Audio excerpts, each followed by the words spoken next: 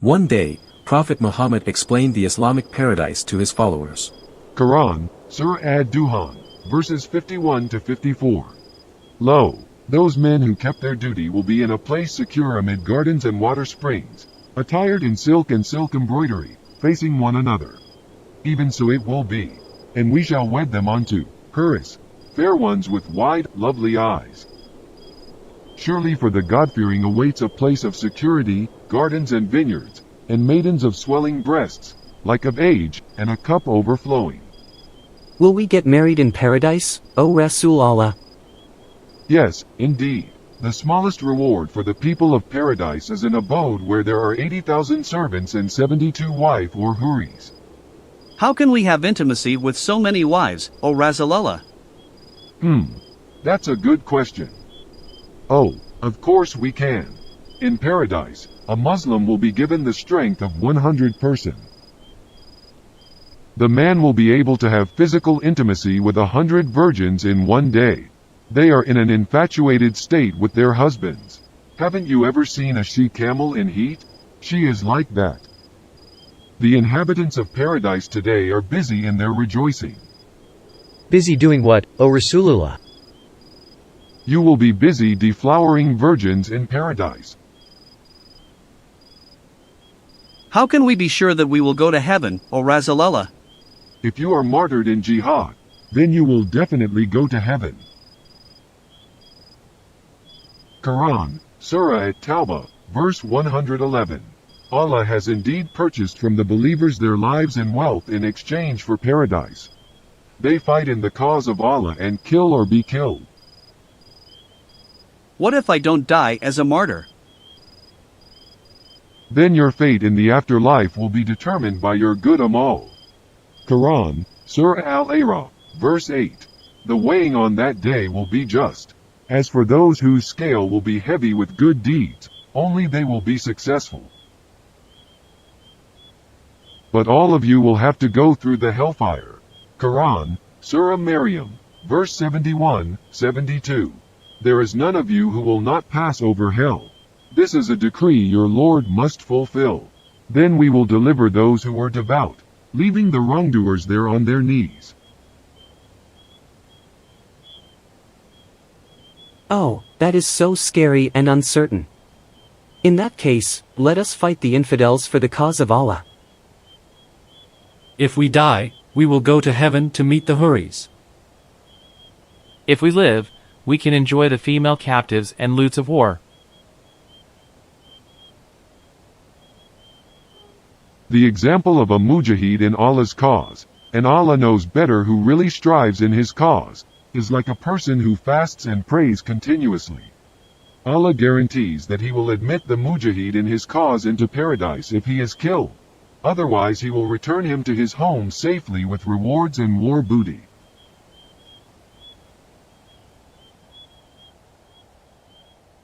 So the promise of heaven and being married to houris are directly related with the call to go to war for Allah. This promise is repeated several times in the Quran, such as in Surah Ad-Duhan, verse 54, and Surah At-Tur verse 20. We will marry them to maidens with gorgeous eyes. The word, is masculine plural, while the word, zawaj, means, pair, or marry. The word, hurin is plural feminine. Therefore, the Arabic scholars thought that this must be about men being paired or married with virgin females or maidens. But actually, the word, hour, does not mean, maidens. Rather, it is the plural form of an Arabic feminine adjective, that means simply, white. The word rin, is translated as, big eyes. Quran commentators and Arabic scholars often explain that, it actually means, big white-eyed virgins. But the word virgin is not in that sentence.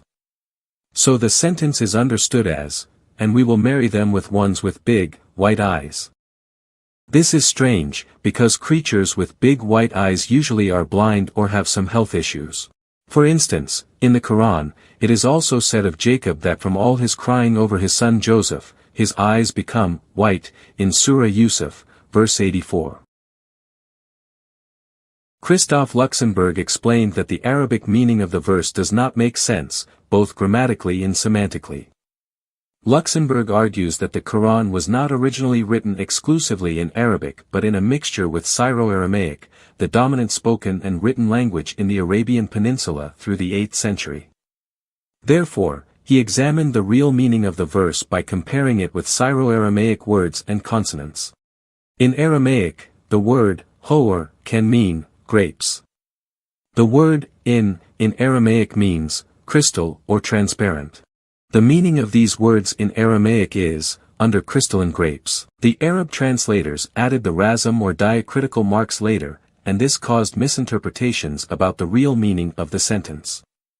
Luxemburg removed the 2 dots at the beginning of the sentence, then the letter Z, for zawagnahum, or to marry, became, R, for rawanahum, or to rest. This is the new meaning of the verse, and we will let them rest under crystalline grapes. Luxemburg said that similar statements about grapes were in Christian hymns about giving grapes to the new soul who had just arrived in heaven.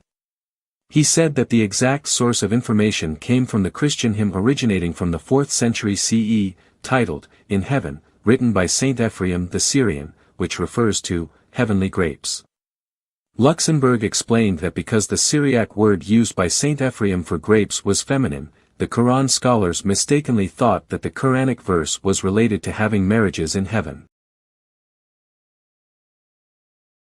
A Coptic fresco from the 5th century in the monastery Deir al-Suriyan, which was the monastery of the Syrians, shows that Abraham, Isaac, and Jacob gave grapes of paradise to the souls of the newly departed to refresh them. That was what Orthodox Christians believed at that time. This picture supports the Aramaic meaning of Quran, Surah ad-Dukhan, verse 54, and Surah at-Tur, verse 20. If Luxemburg is right, then the entire Quran verses about the rewards in paradise are nothing but mere wild fantasy. Would the Muslims be willing to die if the heavenly rewards were 72 grapes instead of 72 virgins? I doubt it. Did Prophet Muhammad get the information about Islamic heaven from the Arabic linguistic scholars who misunderstood the meaning of Syro-Aramaic Christian hymns? Or did it come from his own imagination? Whichever his source came from, one thing is for sure, he controlled his illiterate and gullible followers with the promises of heavenly pleasures and torments of hellfire.